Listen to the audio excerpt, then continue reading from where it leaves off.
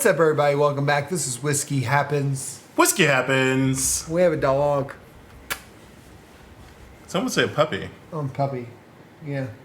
You want to introduce her? No, I don't want anybody to know. She has her own feed on TikTok. I didn't know that. Yeah. It's all right. Anyway, that's not what we're here to talk about. What are we here to talk about? The best intro ever. Yes. Do you want to plug the TikTok channel? No. All right. Okay. Elijah Craig's Ryder Cup limited edition? Toasted. Yeah. I know it's limited edition. I don't know why I said limited edition. This is their latest toasted release. Ooh, that actually might be visible to some people. It looks kind of good. 94 proof, traditional. Yep. Elijah Craig. It says it's finished in European toasted oak. I'm going to go with French oak. French oak. So let's just get into it. Yeah, I would love to.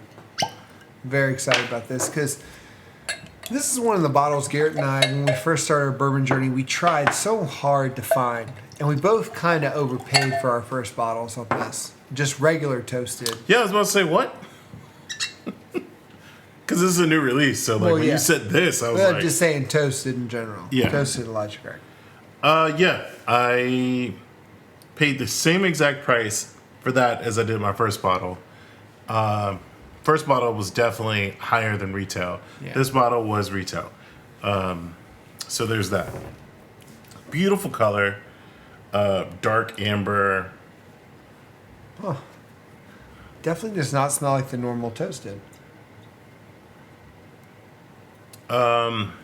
Right now I'm just pulling a bunch of ethanol. I'm pulling some ethanol, but I'm also just pulling some of that. It's that cast finish that that I can't place. It starts with an A. Amarano. Brazilian oak? Yeah, I know it's not. That's what we call it, Brazilian oak. But it's got that. Yeah, it's got that strong. It still has that super strong ethanol which is interesting. You're still doing it. Yeah, I want to make sure that. Ooh. Okay.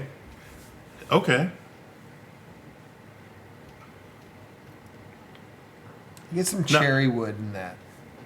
I get a little bit of cherry. I get a little bit of Brazilian nuts. Brazilian nuts. I haven't had a Brazilian nut quite some time. While I'm waiting for this to open up for me, I do think that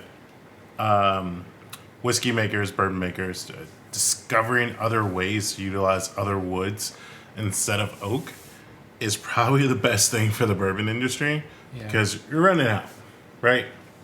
Yeah. So eventually you're either going to have to change the laws on what's considered bourbon and let these other woods in, these other oaks, or we're going to have to figure out a way to make the oak last. That's a new t-shirt. Let the other woods in. At Woody's Pizza. Or no, what was it called? Tots. Tots. Yeah. You Virginia Tech boys will know what we're talking about. Yeah. All right, let's get into this. Okay. This is very toffee. Like, it's toffee. It's, Yeah. Wow. Toffee, vanilla. That's really good. I mean, the nose, if you were just going off the nose, it would kind of push a lot of people off. But that's really good. I'm very surprised considering how stringent the nose was. Yeah, I'm gonna go with like it's sweet, it's sugary, it's grandmother's purse, like candy from grandmother's purse. Yeah. I do think it's interesting, just from it's not in my mind. Of course, I have the regular toasted oak nestled in there. This is not that. It's unique enough to where it's not. These are two different products for sure. I'm super excited to put it on the rocks because I just had a little bit of water and try it, and then went back into it, and it changed complexity a lot. So right. I'm very excited to try this.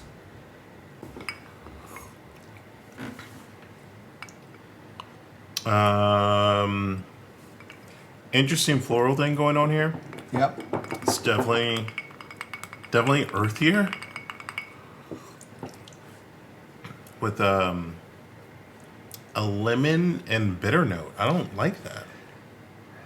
The bite has changed though completely. Like in the sense of 94 was in the glass, 94 is still here. Like you don't see a vast change from one to the other. Like it didn't dissipate. Like I would think 94 would dissipate a little bit where it's much, much lighter. I still get the same bite that I get drinking it neat. Yeah, that's one thing that say for sure. I think that it's probably in the double oaking process or the toasting process, whatever we want to call it. Buzzwords are everywhere in bourbon. You're right. It does hold up as far as the oakiness and on the rocks, but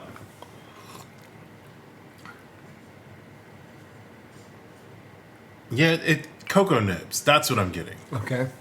Like a citrus cocoa nib situation. And if that's for you, fine. I don't like chocolate. It's not a mystery there. So we can get right into the Coke. I have high hopes for this. High hopes. We'll see. There's that dissipation you were looking for. I feel like it's completely washed out.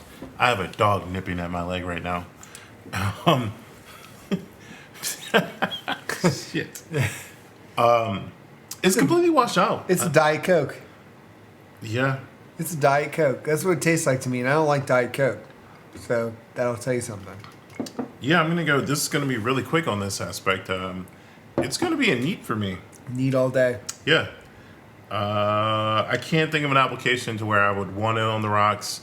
Definitely not in the Coke. No. And I think to an extent with some finished whiskeys, I think Penelope's the exception so far to where it just went beautifully with a Coke. I think finished whiskeys, maybe it's defeating the purpose by diluting it in any way, shape, or form. Just because it takes away from the finish. I agree. I think, like, this is not a Penelope video, but the Penelope Rye Toasted was probably the only one that we've had this year that we could have had neat on the rocks or in a Coke, and it was good all the way through. No, and just depended on what you wanted, but it was still good all the way through. So I agree with you, but neat all day, and that'll do it for us tonight. So whether you like it neat on the rocks or in a Coke, we definitely like it neat. So Cheers. Cheers.